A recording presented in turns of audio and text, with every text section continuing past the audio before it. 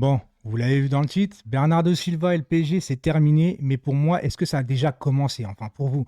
Parce que pour moi, je n'y ai jamais cru. J'ai toujours dit dans les vidéos que j'étais pessimiste par rapport à ce transfert. Par rapport que c'était Manchester City. Manchester City et le PSG, ça ne s'aime pas. Le PSG, les Qataris plutôt ont des problèmes avec les Émirats Arabes Unis, même si les tensions, on va dire, ça s'est un peu atténué. Mais en vérité, pas tant que ça. Et puis de toute façon, pourquoi Manchester City ferait un cadeau au PSG de vendre leur joueur Bernardo Silva? On sait que Bernardo Silva est très très bon. Il a été incorporé dans l'effectif avec Guardiola alors qu'il y avait Mahrez devant lui de base. Il lui a préféré Bernardo Silva. Pourquoi? Parce que Bernardo Silva, pas parce qu'il est plus talentueux que Mahrez, entre guillemets. Mahrez a d'autres qualités, notamment la percussion, etc.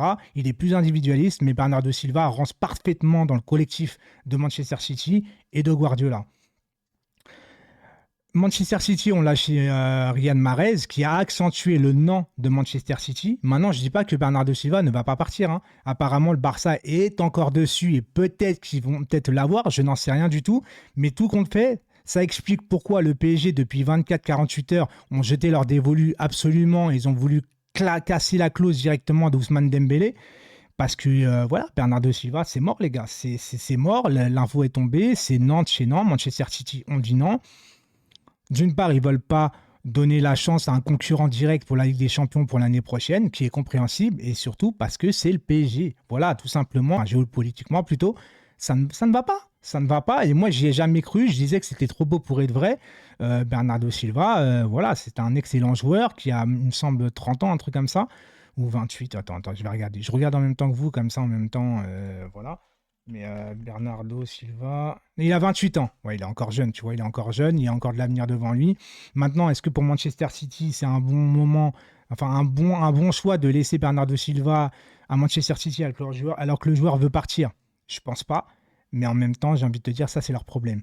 Maintenant, nous, on va avoir Ousmane Dembélé, souvent blessé. Je ferai une vidéo dessus quand ça sera officiel parce que j'ai pas envie de faire 3-4 vidéos sur Ousmane Dembélé pour dire il vient, ensuite il vient pas, ensuite il y a la clause, ensuite on la pète pas parce qu'on préfère avoir des négociations avec le Barça et puis finalement c'est Dembélé qui veut qu'on ait des négociations pour payer un transfert sec par rapport à la clause parce que lui il veut payer moins d'impôts. J'ai rien compris pour le moment à cette histoire et je préfère avoir tous les détails et ensuite vous sortir une vidéo. La miniature est prête, comme je vous l'ai dit, c'est déjà prêt, mais j'attendrai de faire la vidéo une fois que j'aurai tous les aboutissants. En tout cas, Ousmane Dembélé, ça a été tweeté par Mohamed Bouafsi, comme quoi qu'il serait dans les 72 heures parisiens. Voilà, donc je pense que Mohamed Bouafsi, je crois beaucoup en lui. C'est pas un mec qui est là pour faire le buzz sur ses tweets, etc. Il est souvent très très bien informé.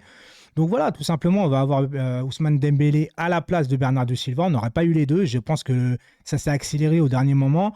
Campos, encore une fois, je vous le répète encore une fois que Ousmane Dembélé, on aurait pu l'avoir l'année dernière, mais bon, ça, on n'est pas là pour parler d'Ousmane Dembélé, on vire. Bernardo Silva, dites-moi en commentaire si vous êtes content ou pas. En soi, écoutez, moi je trouve que c'est une très mauvaise nouvelle pour le PSG. Parce que Bernardo Silva, en termes de collectif, aurait fait vachement de bien, surtout que Luis Enrique, c'est un peu l'école Guardiola. Attention, je ne dis pas qu'Enrique, c'est le même niveau que Guardiola. L'école Guardiola, c'est-à-dire que c'est le 4-3-3, possession de balle, pressing à haute intensité, pardon, une fois qu'on a perdu la balle. Voilà, bah, Bernardo Silva rentrait parfaitement dans le jeu du PSG.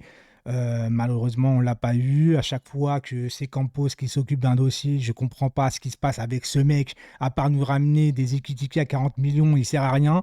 Voilà, tout simplement. Euh, Est-ce que je suis inquiet pour la suite des événements pour le Paris Saint-Germain? Un petit peu quand même. Alors, je ne dis pas que tout va se casser la gueule. Moi, je vais être patient avec Luis Enrique parce qu'il n'a pas tout à fait tout l'effectif qu'il voudrait pour le moment. Et surtout, il faut tout reconstruire. Un collectif, surtout.